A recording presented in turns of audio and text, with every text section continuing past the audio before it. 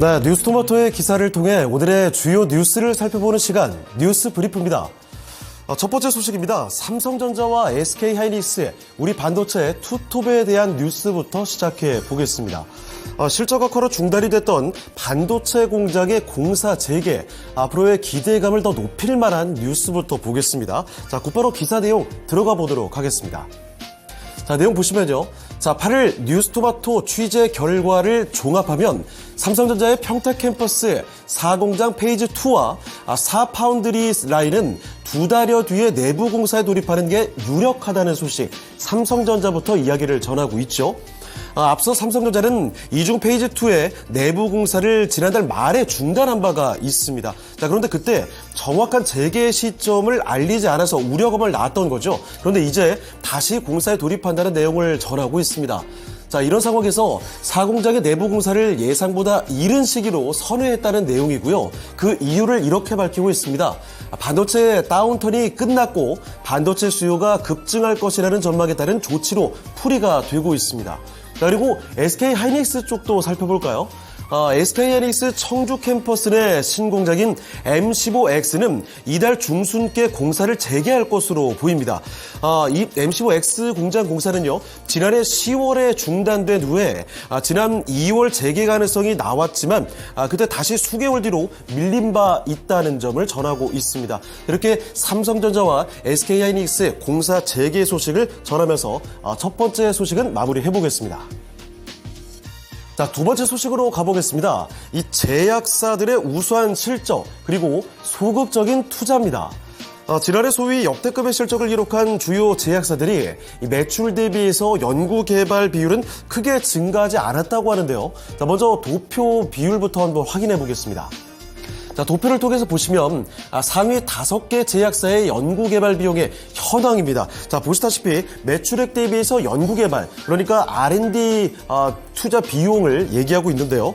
자, 얼마나 그 비용이 차지하고 있는가 나타냈는데 이쪽에 보시면 유한약액이 10.1%에서 10.5%, 그리고 한미약품이 13.4%에서 13.8%로 늘어났습니다만 다른 제약사들 종근당 줄어들었고요. 그리고 녹십자도 비중이 줄어들었고 대웅제약도 이렇게 17.3에서 16.9%로 줄어들었습니다. 이렇게 비율이 줄어든 회사가 더 눈에 띄고 있다는 거죠. 자, 그럼 구체적인 숫자를 기사 내용으로 들어가서 확인해 보겠습니다. 자, 보시면 업계 실적 1위 유한양행부터 보시죠. 작년 한 해 동안 1944억 6,100만 원을 연구개발 비용으로 투자를 했습니다. 매출 대비 연구개발 비율은 10.5%, 전년보다 0.4%포인트 증가하게 됐고요. 자, 그리고 한미약품의 지난해 매출 대비 연구개발 비율은 15%, 전년보다 0.9%포인트 증가했습니다. 정확히 그 비용은 1,648억 8,700만 원으로 집계가 됐고요. 자, 반면에 지난해 사상 최대 실적을 기록한 종근당 그리고 대웅제약의 연구개발 비율은 오히려 줄어들었다는 점 확인해 볼 수 있는데요. 자, 종근당부터 봅니다. 업계 2위로 등극을 하게 됐지만 연구개발 비율을 살펴보면 전년보다 3.13%포인트 감소하게 됐습니다. 자, 그리고 연간 최대 실적을 경신한 대웅제약도 연구개발 비용의 합계는 소폭 늘었지만 연구개발의 비중은 전년보다 0.43%포인트 줄었습니다. 자, 그리고 5대 제약사 중에서 유일하게 실적 감소를 한 녹십자의 경우는 연구개발에 사용된 비용도 그리고 비율도 모두 줄었다는 점을 전하고 있습니다. 자, 다음 소식으로 넘어가 보겠습니다. 자, 마지막 소식은 로봇주들이 반길만한 소식입니다. 제목부터 확인해 보실까요? LG전자 AI 가전 이어 로봇 사업 가속 페달입니다. 그럼 LG전자가 어떻게 로봇 사업의 가속 페달을 밟고 있는지 기사 내용을 통해서 확인해 보시죠.